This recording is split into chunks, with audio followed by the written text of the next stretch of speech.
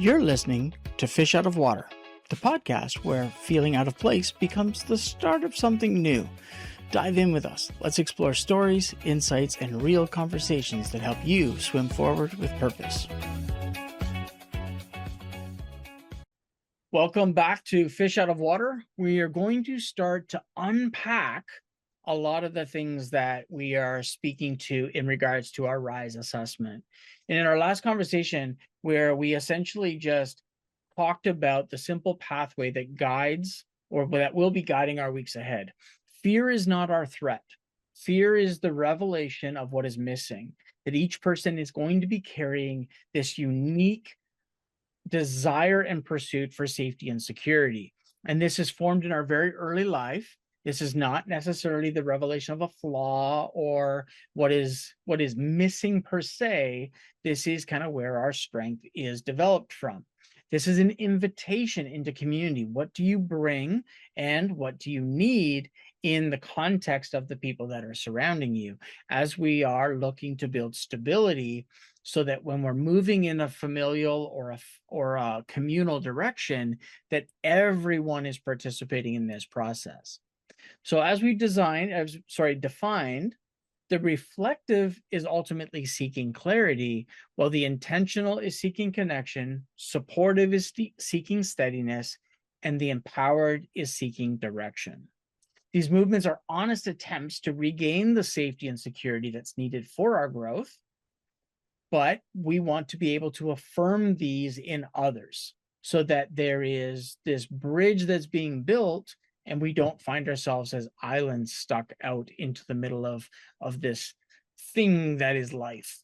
We are ultimately looking for wholeness so that each style can be seen through both the unity and their unique diversity, so that we are growing in connection and together through this natural process of motivation as we move from the pressure to perform into the permission to be a part of it. And then that joining of a shared life where all of the styles are contributing in their strengths so that we become the greater whole. Lisa? Hey, we can just end the podcast right there, okay? Like, that's it. I'm done. I have enough to think about. It's true, right? Like, it's just like, it's true. Oh my goodness, this is almost overwhelming. But our focus and our goal is to try to draw this into that conversational set. Absolutely. And so kind of working backwards here, we want to welcome you to our fourth episode of Fish Out of Water. And today we're talking about the reflective style. We are going to be diving into how the reflective style shows up in a room. So, and you know, we have this idea of approaching the flow, the current that the reflective style or person operates in, specifically, and kind of as detailed as we can. And we're going to do that for each of the styles going forward. And so we have this idea that reflective style, we've already talked about when they are motivated by like clarity. They need clarity when they're making decisions and moving along with the folks that they're with. And so real growth begins with the clarity of the gap that's being avoided where the reflective style is concerned. So, Brett, when we're talking about coaching, let's tell me if you agree with me here or not. Okay.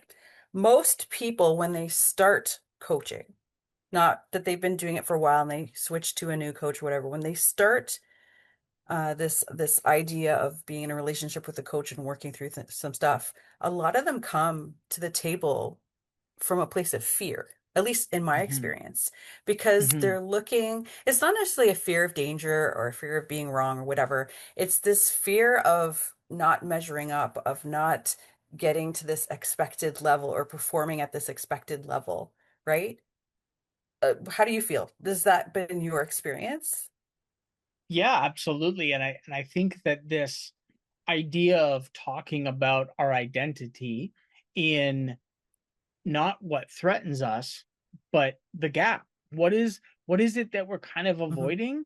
what is it we're not necessarily able to talk about, and not able as in able, but where do we not have a language that defines the limitation of who I am? Yeah. I think that a lot of times when I'm working with marriages or families, it's we're looking for the what's the one ingredient, or what's the one thing that I can work on that will make me better Hmm. than everybody else. Yeah. It's not better in me, it's better than. It's And always we talked. externally focused. Yes, Yeah. yeah. Yeah. And then we talked about the dangers of when competition exists between you and I, or me and another person, versus the competition being pushed out in front of us. Hmm. How do we overcome that thing? Hmm. And Absolutely. so I think that the most important part of this is to start with where we start. Yep. And I have And three that's things that I want to confusing, say right now. right? It's not confusing. I've got three things that I want to say, and I'm like, okay, which one comes first? Let's come back to what we're talking about today, which is the reflective style temperament, or the reflective person.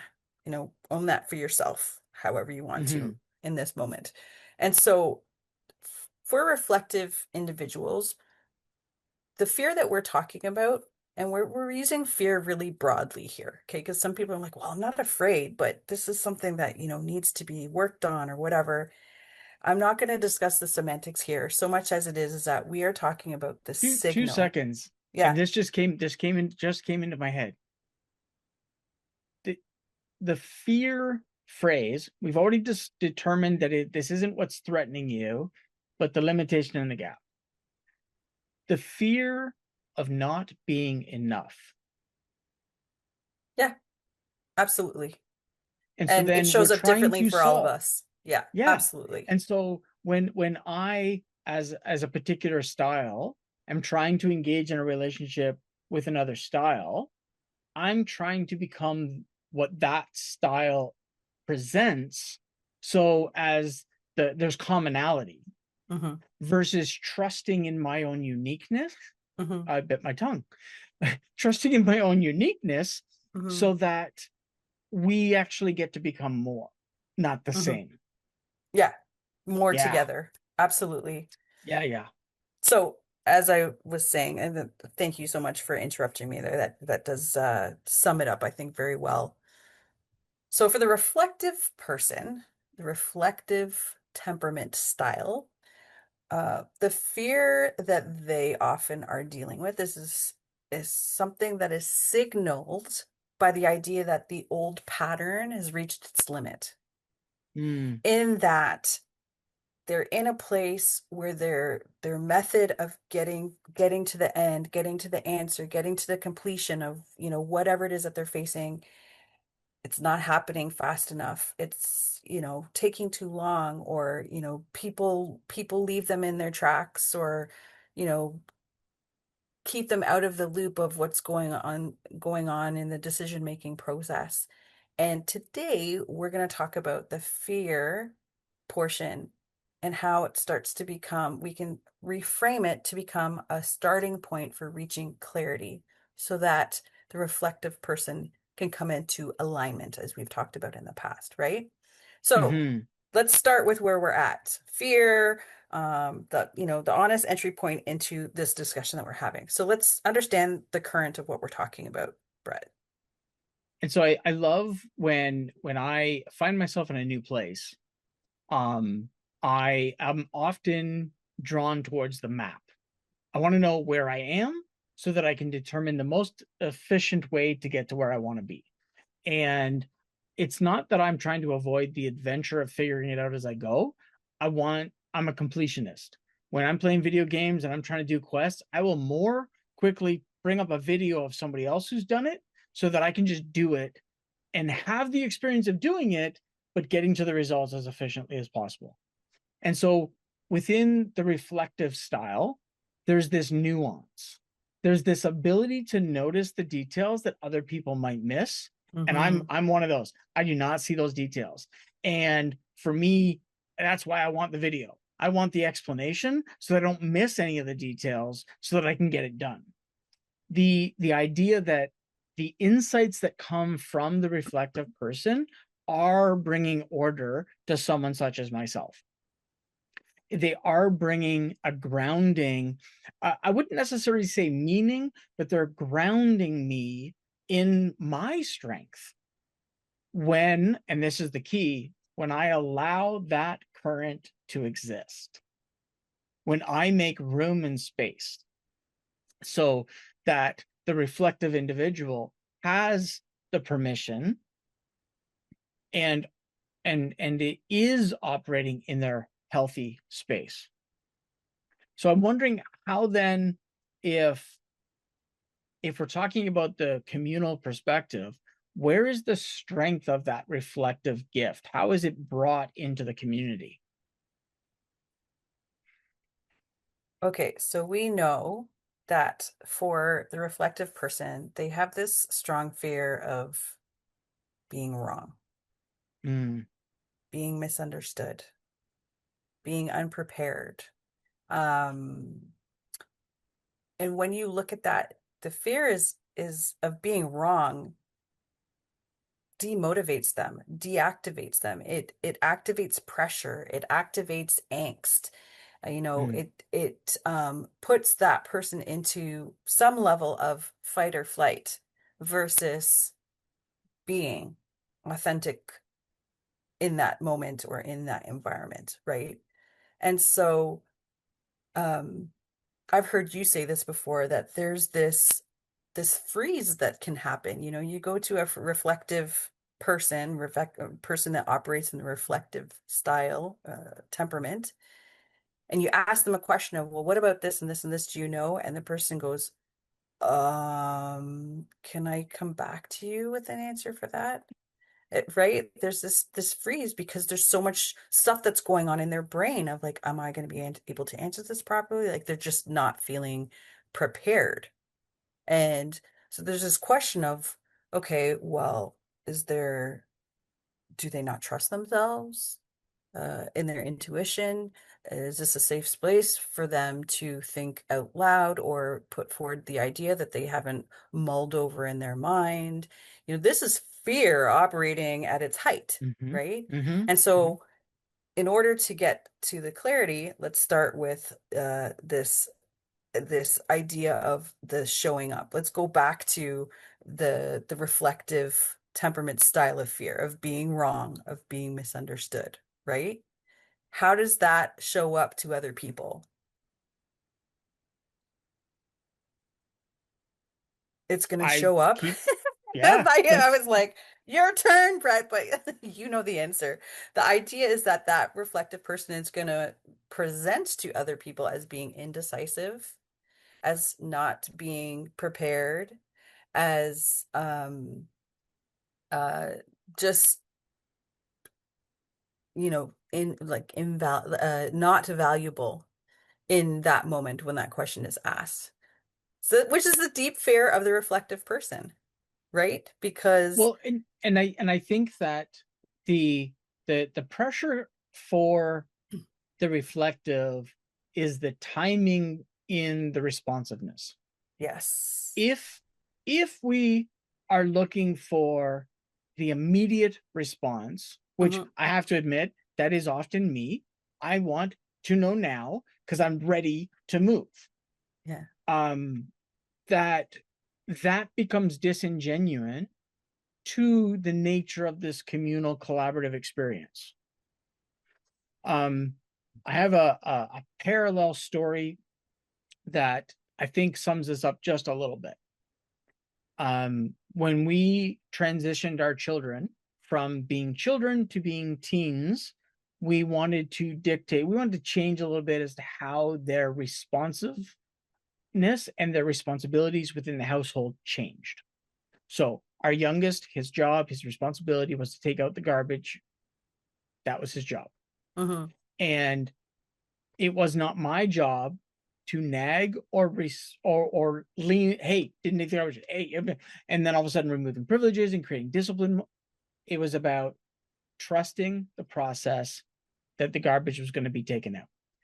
If I came to the garbage and it hadn't been taken out, and I immediately felt this urgency around it, it was no longer his responsibility. It now became mine Hmm. because it was in my vision.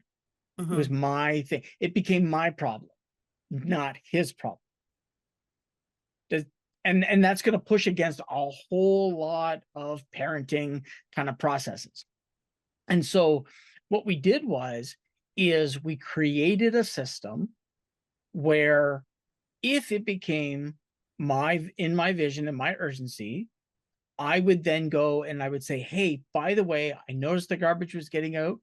I went ahead and took care of it. I didn't berate him for not doing it, Mm-hmm. but I shared my urgency and my responsiveness to it. So when we talk about this, try to bring this back into, into this, because again, parallel may never actually connect. But the idea of the reflective isn't wrong, isn't misunderstood, and is not unprepared. It's about having the timing to operate in their wholeness. And I if it think also, become, yeah, sorry, please. I think also to add to that, not just the timing, but there's also got to be conversation and language around that as well to help the other person interpret what's happening internally for the reflective person. Because if that conversation is not had, then there's less room for understanding on both sides of what's Mm-hmm. happening.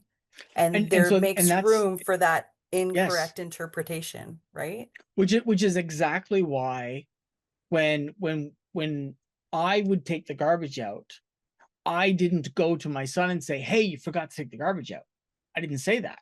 I Mm-hmm. said, hey, I noticed the garbage was getting out of control. I went ahead and took care of it. Mm-hmm. And there's a whole That other conversation afterwards about consequences for the child, but we're not talking about that well, yet. well, okay. And so in the defense of the story, he's no longer a child. He's now growing into an adult. And Mm-hmm. yes, the consequences are different for an Mm-hmm. adult Mm-hmm. because now then the wrestling becomes, well, I didn't own it. Yeah. And we didn't give them a free pass. Mm-hmm. That was still his job. Mm-hmm. Job was still garbage. Mm-hmm. And there would be moments of training outside of the urgency, but if the urgency presented, it became my responsibility if that's what I was seeing. Mm-hmm. And this is the process of collaboration. And I think that for the battling of where the reflective style feels limited or the reflective style feels that they're not keeping pace, Mm-hmm. it comes back to, okay, where's the gap and limitation of the relationship in Mm-hmm. addition to the style? Mm-hmm. And Absolutely. how do we build the conversation about not being indecisive but actually being deeply responsible? How the And that's a reflective key point. style, Mm-hmm. yeah. So the reflective style, if genuinely given the opportunity, they're going to bring clarity before the action. So um the idea that I would tend to act without thinking, honestly, I'll own that one. I do it all the time. And that I then don't wait for the reflective. So then my actions get me into trouble. Mm-hmm. So then all of a sudden I have now then learned to be patient in the collaborative experience. And it's only through the understanding of the reflective style where I've been able to gain that skill. Yeah. So I want to bring it back to this reframing part. So we've identified the fears of the reflective temperament style. Okay. Mm-hmm. So there's this idea of incorrect perception that reflective temperament style tends to come across very indecisive. When in reality, in a lot of cases, at least for the, the reflective folks that I know, is that there's a deep sense of responsibility that even though, someone else might take the hit or whatever, if you're part of a team and trying to make something happen, these questions that I, the reflective individual, am presenting require answers, or the time that I'm taking to come back to you with a proper answer is because I see down the road to what could possibly pop up that needs to be addressed now so that we're better Mm, prepared, or you are better prepared to deal with whatever infraction or situation may arise down the mhm, road. My place as a reflective person, I'm putting it on me, even though I'm not as reflective. I'm supportive, but as a reflective individual, I am concerned that this goes as smoothly as possible because it means mm, A, we don't have to return to redo things that should have been done from the start. B, we look competent as a team, or you look competent as a manager, as my manager, whatever it is. Or even when it comes to family, I don't want to use family planning because that's, having kids, blah, blah, blah. I'm talking about, which kids have which activities, which days, who's taking, so on and mm. for, but there's Yeah. this idea of forward thinking. And that's where the taking the time to reflect, Mhm, to stop and ask the questions, to take a moment before I give you, my opinion or my answer, solution, whatever it is in that situation. There's a reason for it, and it's a highly responsible take on what could happen down the road. Um, the this is why we say clarity is such a big thing for the reflective person, because all that I just said is all about having clarity as through as much of the process as possible of whatever it is that you're working on, right? So, excuse me. Brett, I'm going to lean on you here for a second because we can keep talking about this. There's more that we have talked about in the background about this, but in the effort of moving this forward, um, let's pause here for a moment because I think we've gotten into that fear aspect enough and what it might show up as, right? So mhm, mhm, we have the idea of like we're trying to help people to move from this place of pressure to this place of permission, right? mhm, So now that we understand this fear and we started going into this reframing things, I want to back up for a second and ask folks, if you've done the test that we have up on our website, the assessment, I shouldn't call it a test, the assessment to help to identify what temperament style you show up as. If reflective is indeed yours, here's a question for you to think about. How do you confuse discernment with delay? And maybe I need to flip that question as well of like, do others incorrectly look at your delay as a delay rather than taking a moment to discern what needs to be assessed? So this is where I'm going to lean on you, Brett, in terms of how people can walk through that question. mhm. Well, and I think that we're going to deepen the conversation for sure Yeah. around the idea of where permission needs to be the foundation that we're standing upon. And I think that the culmination of that permission is being braided together. It's being pulled into the culmination of team with the idea of what we are overcoming out in front of us, not in between us. And that we want there to be trust as the result of what each person is moving in, that Yes. that each of the styles is going to do the work, and that becomes part of that challenge, is that maybe we think we are doing the work when we're really not, or we've done the work and there's still a gap, or we're not able to hear or listen to one another in the midst of it. So trust becomes the magnifying glass of what team really is and becomes. And it's this pattern that gets held across all of the styles. But when we talk specifically for the reflective, the clarity is in how the reflective style engages. They're going to engage in and operate where their strengths are empowered. Mm-hmm. When the ingredient of trust is present, when the clarity is starting to open up, all of a sudden there's a shared outcome, Mm-hmm. not just the starting point. Mm-hmm. And we use the roadmap analogy of we all have to start at our own place to get to where motivation exists. That there it doesn't necessarily become my responsibility for to bring clarity to the reflective, because That's the absolutely right. reflective is bringing clarity to the motivation.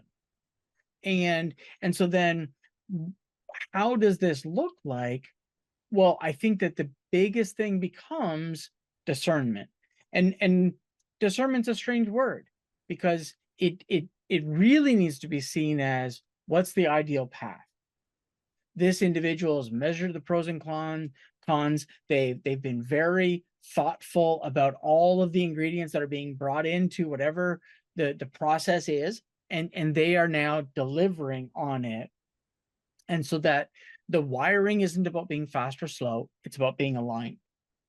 Yeah. It's about being together. And Yeah. alignment relates both to the individual person. So how am I being aligned internally? Mm-hmm. But then how does that alignment look in the braid? How does it Yeah. look like in those group dynamics? Do we have enough trust to take this next step? Are we moving from clarity, which is the managing of what's missing, my gap or limitation? Am I moving out in that, inviting other people to fulfill me, not fulfill Mm-hmm. me, wrong word. I love the fact that our podcast is just process and having these conversations. Meeting you That where you're at. exactly, right? Yeah. And so that the understanding of being where we are, Yeah. being present to the moment. And does this clarity serve purpose? Does it derail? Is it bringing clarity? Again, we're using all of these words interchangeably, Mm-hmm. but the ultimate goal for each of these styles Mm-hmm. is to address the fear of what's missing Mm-hmm. in a safe way, in a secure manner, that I've got your back. Yep. And the second step, to be able to reframe that fear using language and communication to include others in your process as much as you uh, are, want to be included in their process as well. If there's understanding on Mm-hmm. both sides, the percent, the percentage of like how likely it is for you guys to get to something faster significantly increases, right? Mm-hmm. And Mm-hmm. so let's wrap it up here because I'm looking at the time and you and I keep going because we love these topics and are so passionate about them. But thank you so much, everyone, for being here with us in this fourth episode of Fish Out of Water. We look forward to diving into the next three episodes, talking about the other styles, the temperament styles. And as always, we wish you guys an awesome week and look forward to our conversations in the comments below. Thanks, everyone. Have a great week.